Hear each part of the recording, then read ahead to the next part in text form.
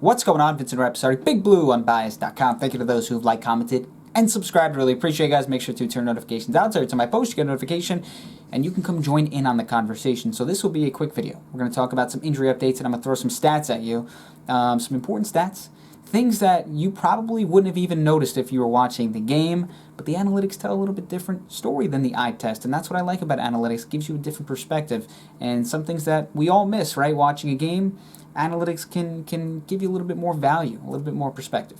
So let's start with injury news. Jabril Peppers, he missed Sunday's game versus the Rams. He was limited at practice on Wednesday, ankle injury. Also limited Kyler Fackrell. I just did a video on him, neck situation. Adrian Colbert, limited as well with a neck situation. And Oshane Ximines did not practice. He has a shoulder injury, and it's interesting because if you look at his season, right, Oshane Ximines, and you're probably like, oh, he hasn't really done anything. He hasn't stood out. He's only played 41% of snaps. He played 45% of defensive snaps last year for the Giants.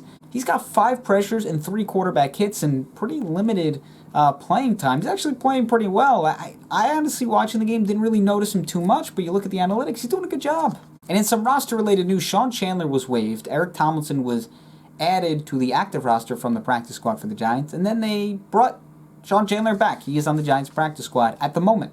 Okay, so let's talk some analytics. Will Hernandez is the 6th. He's the 6th ranked guard in run block win rate, which is an NFL Next Gen stat, player tracking stat. A lot of people lately have been kind of down on Will Hernandez because they feel as though he should be taking the next step and he should be one of the best guards in football because he was a former second-round pick. But clearly the analytics are showing you that he's actually done fairly well when it comes to run blocking. So that's kind of an interesting stat that people were surprised to see when I posted it on Twitter. A few other interesting stats from Sunday's game. You look at James Bradberry.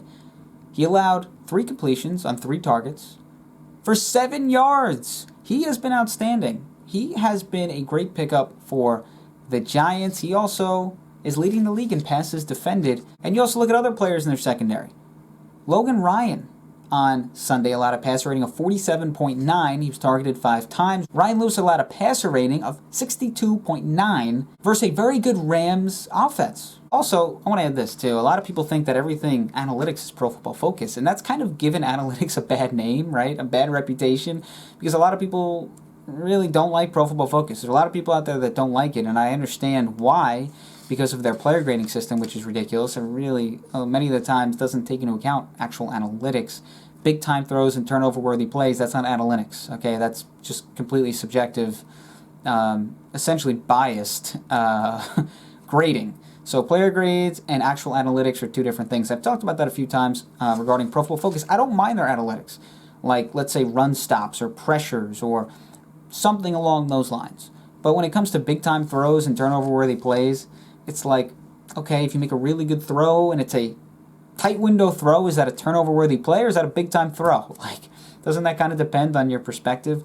So, for those that ask, because a lot of people do, they say, where do you get analytics? Where do you get your stuff? Where do you get your stats? You look at NFL Next Gen Stats, Pro Football Reference, Sports Info Solutions.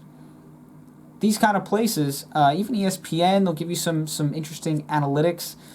I'll put some links in the description below.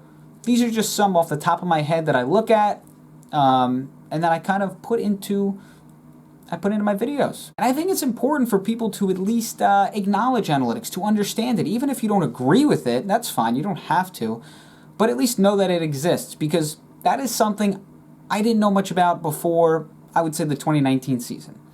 So I worked in Major League Baseball. I worked for the Detroit Tigers. And while I was with the Tigers, I learned a lot about analytics. And I learned about the importance of analytics in baseball. And I was like, where is it in football? Maybe it's there, but I just haven't heard much about it. Not too many people talk about it. So I'm like, okay, maybe that's something I can add to my YouTube videos, to my Twitter account. And it's something that I've enjoyed talking about, and I think it's very informative. So I'm not saying you have to be on board with analytics, but at least you know something about it.